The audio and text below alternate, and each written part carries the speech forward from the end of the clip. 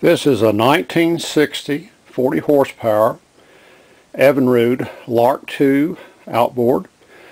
You want to replace the thermostat on this outboard.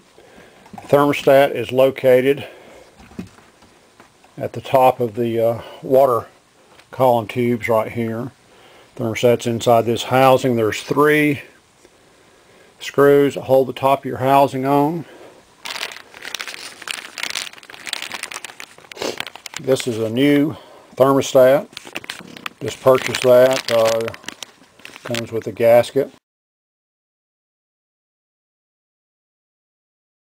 I'm going to take this off and replace the thermostat.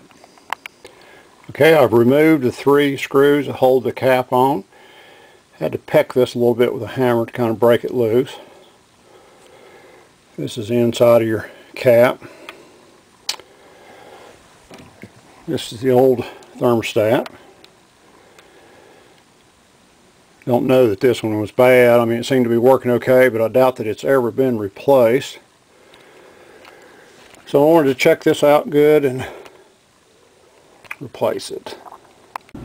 The new thermostat just slides back into its housing. I've taken the cap and coated it with an RTV sealant to kind of give it a little bit of extra seal. Just going to place it back on.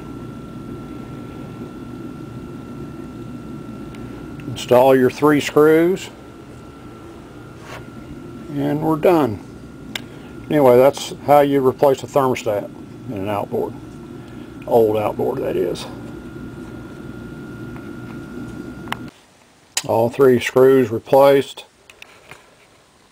Ready to go back to the lake. Try it out.